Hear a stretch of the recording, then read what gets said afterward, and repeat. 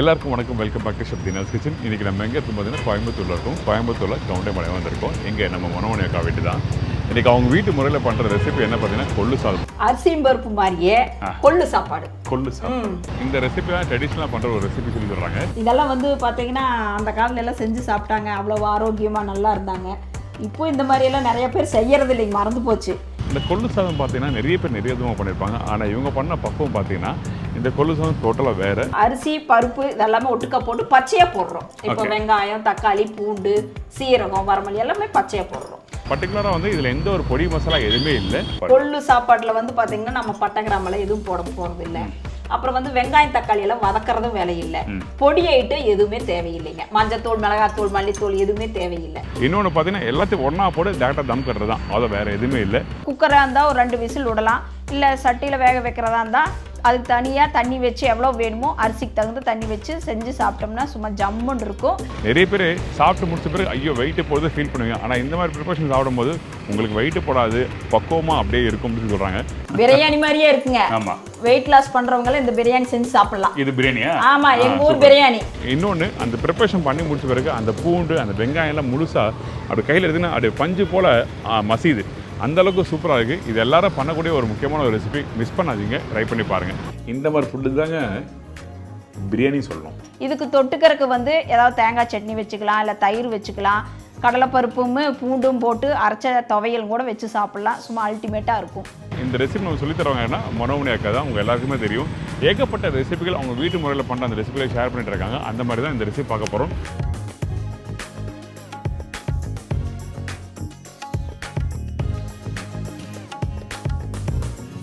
வணக்கம். வணக்கம் வணக்கம். எப்படி இருக்கீங்க? நல்லா இருக்கிறேன். நீங்கள் எப்படி இருக்கீங்க? சூப்பராக இருக்கும். டீமில் இருக்கிறவங்க எல்லாரும் நல்லா இருக்காங்க. அனைவரும் சௌக்கியம், எல்லாரும் நல்லா இருக்காங்க.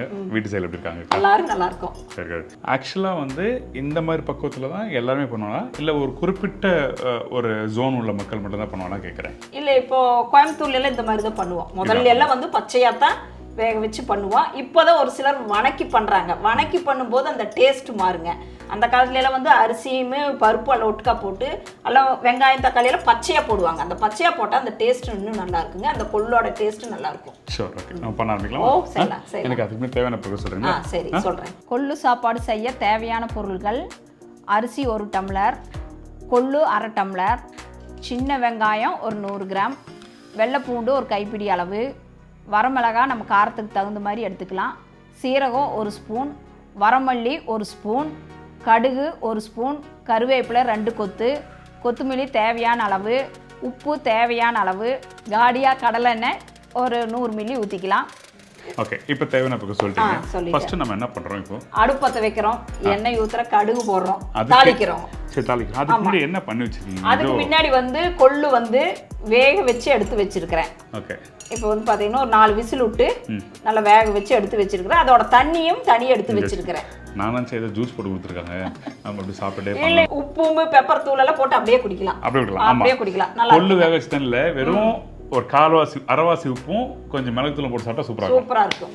வெயிட் லாஸ் பண்றவங்க இந்த மாதிரி குடிக்கலாம். The best. சரி, ஓகே. ஃபர்ஸ்ட் நம்ம என்ன பண்றோம்? இப்போ காடியா கல்லெண்ணெய் ஊத்திக்கலாம். காடியா கல்லெண்ணெய். சரி, ஓகே. தாளி போடுறதுக்கா? ஆமாங்க. அந்த வெங்காயம் வதக்கிறதுக்கு, தக்காளி வதக்கிறதுக்கு. தக்காளி வதக்கிறதுவே இல்லைங்க, கடுகு மட்டும் போடுறோம். இப்போ சரி, ஓகே. இந்தாங்க எண்ணெய் சூடாட்டும். சரி, ஓகே. காஞ்ச மிளகாய் போடுறோமா? ஆமாங்க. உடச்சு போடுறோமா? அப்படி இல்லை, முழுசாவே போடுறோம். முழுசா போடுறோம். இல்லை உடச்சு போனால் உடச்சு வைக்கலாம். இல்லைங்க, இதுக்கு எல்லாமே முழுசா போடுறத. சின்ன வெங்காயம் முழுசா போடுறோம், பூண்டும் முழுசா போடுறோம், தக்காளி மட்டும் தான் அறுத்து போடுறோங்க. சரி, ஓகே. இப்போ எண்ணெய் சூடாயிருச்சு, அடுத்து கடுகு போட்டுக்கலாம். தாளிக்கிற அளவுக்கு எப்போ நீங்கள் எப்படி தாளிப்பீங்களோ அதே மாதிரி அளவுக்கு நீங்கள் போட்டுங்க. ஃபைன். அடுத்தது வந்து வரமிளகா போட்டுக்கலாங்க. இந்தாங்க. ஓகே, இந்தாங்க வரமிளகா. அப்புறம் கருவேப்பிலை போட்டுக்கலாம். இது வரமிளகா வந்து காரத்துக்கு சாப்பாட்டுக்கு எவ்வளோ வேணுமோ அந்த அளவுக்கு போட்டுக்கலாம். பொடியெல்லாம் எதுவுமே போடுறது இல்லைங்க, இதுதான் காரம். சரி, அதனால ஒரு 5-6 மிளகா போட்டுக்கலாங்க. ஓகே. அடுத்தது கருவேப்பிலை போட்டுக்கலாங்க. அடுத்தது கருவேப்பிலை. ஆமாம். கொஞ்சம் போட்டிருக்கிறேன், மறுபடியும் பச்சை கருவேப்பிலை மேலே போடணும். இதுக்கப்புறம் வெங்காயமா? இல்லைங்க, தண்ணி. ஆமாங்க. இந்த அரிசிக்கும் கொள்ளுக்கு சேர்ந்த மாதிரி தண்ணி வச்சிருக்கிறேன். கொள்ளு தண்ணி? ஆமாங்க, கொள்ளு வேக வச்ச தண்ணி. தாளிப்பு போட்டோம்னா தண்ணி ஊற்றிடுறோம். ஆமாங்க, ஆமாம். எப்படி ரேஷியோ தண்ணி ஊற்றுறோம் இதில் இப்போ? இது வந்து 1க்கு 4ங்க. இப்போ அரிசி வந்து 1 டம்ளருக்கு 4 டம்ளர். இந்த டம்ளர் நீங்கள் அரிசி எடுக்கிறீங்கன்னா இதில் 4 கப் அளவு தண்ணி. ஏன்னா குக்கரா இருந்தால் 3 வைக்கலாங்க. ஓகே. இது நம்ம இப்போ சட்டியில் வைக்கிறோம், 4 வைக்கணுங்க. சரி. 2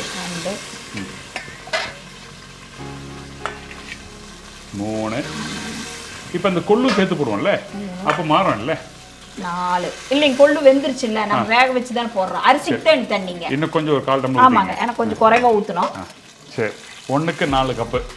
ஆமாம்.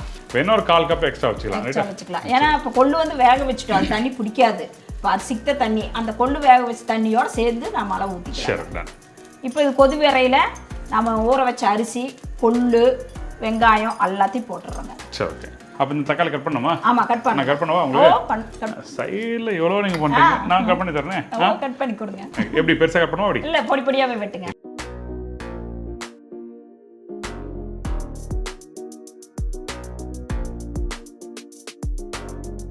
இப்போ என்ன பண்ண போகிறோம்? இப்போ அரிசி வந்து 1/2 மணி நேரத்துக்கு முன்னாடி ஊற வச்சிருக்கிறேன், தண்ணி வடிச்சுட்டு போட்டுடலாங்க. சரி. ஓகே. இந்தாங்க, நான் வடிக்குவா? எதில் வடிக்குவா? இந்தாங்க, இந்த பாதில் வடிக்கிறேன். வடிங்க. அரிசி எவ்வளோ ஊற வச்சிங்க? 1/2 மணி நேரம். என்ன அரிசி ஊற வச்சிங்க? சாப்பாட்டு அரிசிங்க. புழுங்கல் அரிசி? ஆமாம். பச்சை அரிசி இல்லை? இல்லை. சரி. ஓகே. ஏன்னா நீங்கள் வீட்டில் பண்ணும்போது இதெல்லாம் தெரிஞ்சுக்கணும், அதனால கேட்டிருக்கேன் நான். அங்கே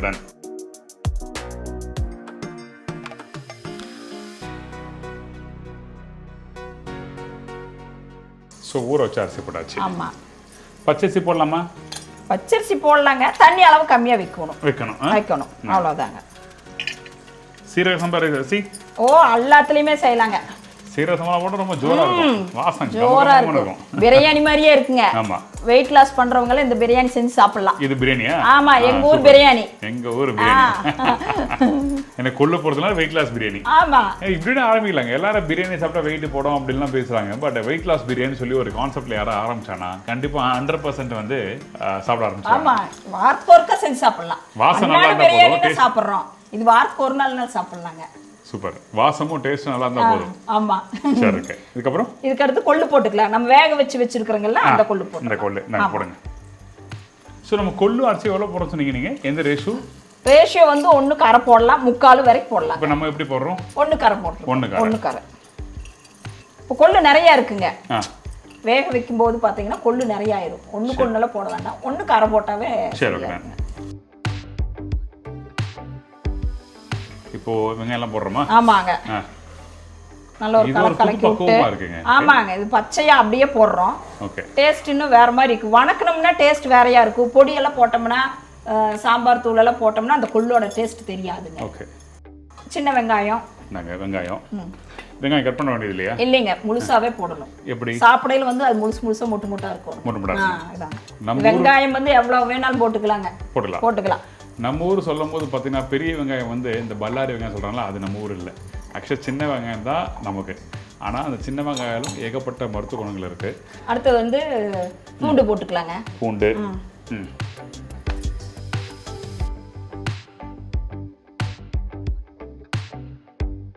தக்காளி போட்டுடலாங்க. தக்காளி நம்ம மாலை போடுங்க, கலர்ஃபுல்லாக இருக்கும்.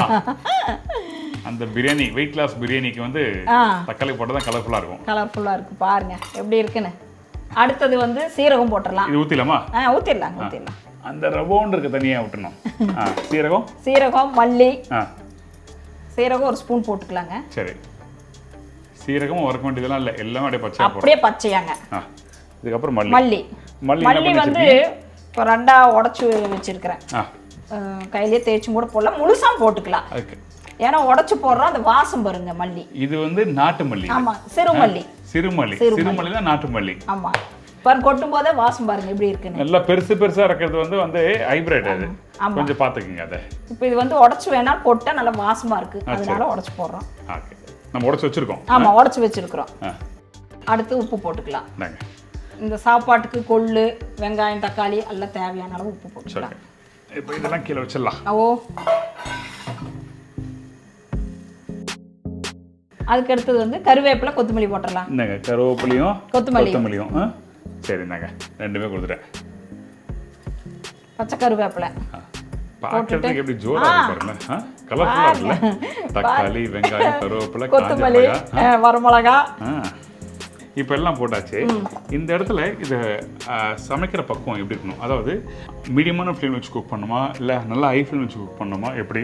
இப்போ இது கொதிக்கிற வரைக்கும் நல்லா ஹை ஃப்ளேமில் வச்சுக்கணும். இப்போ வெங்காயம் தக்காளி எல்லாம் போட்டிருக்கோம், அது வரைக்கும் ஹை ஃப்ளேமில் வச்சுட்டு அப்புறம் இனி வந்து கம்மி பண்ணிக்கலாம். ஏன்னா அது வேகணும். ரொம்ப வச்சோம்னு வெகு தீ அடி பிடிச்சிக்கும். அரிசி வேகாம, கொள்ளு வேகாம, தக்காளி வெங்காயம் எல்லாம் முழுசு அப்படியே இருக்கும். அதனால அடுப்பு வந்து மீடியமா வச்சுக்கலாம். இப்போ வந்து ஒரு நல்லா மிக்ஸ் பண்ணிட்டு இப்போ மீடியம் ஃப்ளேம் வைக்கிறோமா? மீடியம் ஃப்ளேம் வச்சுக்கலாம். சரி, ஓகே. அப்போ எனக்கு ஒரு ஒரு ஒரு 50% மேலே வந்த பிறகு காமிக்கிறீங்களா? காட்டுறேன். இதே குக்கரில் வைக்கிற மாதிரி இருந்தால் இப்போ மூடி போட்டுக்கலாம். சரி, ஓகே. இப்போ வந்து நல்லா ஒரு கொதிச்ச உடனே அடுப்பை வந்து கம்மியாக வச்சுக்கலாம். சரி, ஓகே. இப்போ மூடி போடலாமா? இப்போ போடலாங்க. ஒரு 5 நிமிஷம் ஆகும், அப்புறம் பார்க்கலாம். அப்புறம் ஒரு 5 நிமிஷம் கழிச்சு எடுத்து நல்ல ஒரு பாதி அளவு வெந்திருக்கும். அப்போ வேணாலும் தம் போட்டுக்கலாங்க. சரி, ஓகே, டன்.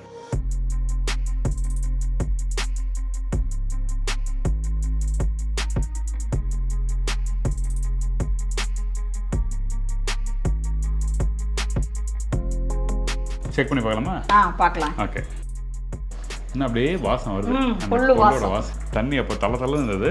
நேரம் ஆக ஆக கொஞ்சம் கம்மியாக இருக்கு. போதுமா இது? போதுங்க. இப்போ இந்த சைடு அடுப்போட ஃப்ளேம் கம்மி பண்ணலாமா? ஆமாம், கம்மி பண்ணிடுவோம். சரி, ஓகே. அந்த கொள்ளும் அது என்ன கலர் பார்த்தீங்களா? அது வேற லெவல். பச்சையா போடும்போது அந்த வாசம் வருது. சீரகம், வரமல்லி எல்லாமே பச்சையா போட்டு. நீங்க சொல்ற மாதிரி வறுத்து சாப்பிடுறது வேற, வறுத்து பொடியா பண்றது வேற, பச்சையா அப்படியே போட்டு பண்றது வேற. ரெண்டுத்துக்கு வித்தியாசம் இருக்கு. Very good. நல்லா வாசம். அந்த காலத்துல எல்லாம் வந்து பச்சையா தான் போட்டு செய்வாங்க. ஓகே.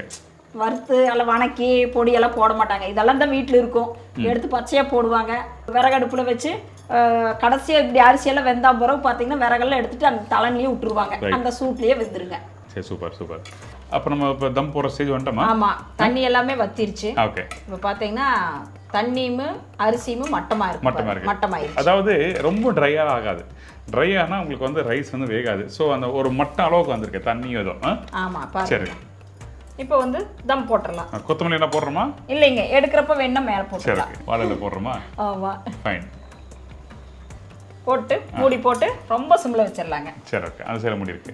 இப்போ நம்ம மூடி போட்ட பிறகு எவ்வளோ நேரம் அப்படி இருக்கணும்?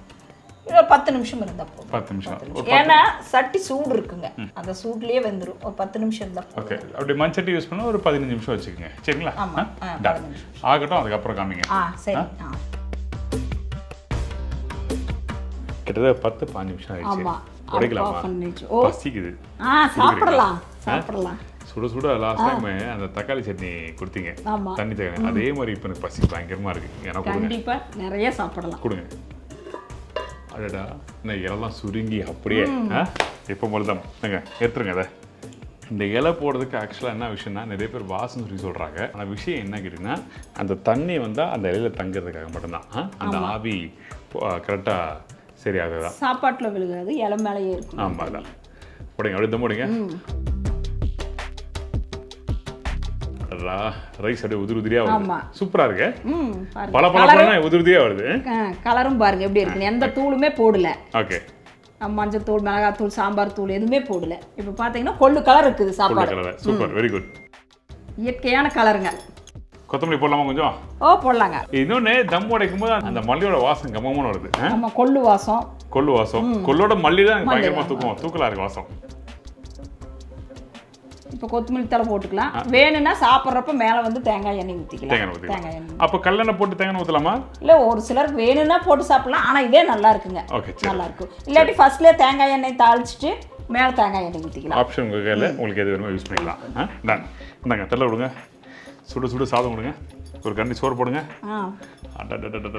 வேற லெவலுக்கா.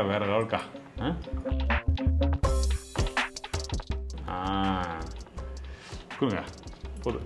இது தொட்டுக்க என்ன தேவையா? இது தொட்டுக்க கடலைப்பருப்பு சட்னி பண்ணலாம், தயிர் பண்ணலாம். கடலைப்பருப்பு சட்னி எப்படி பண்ணுவீங்க?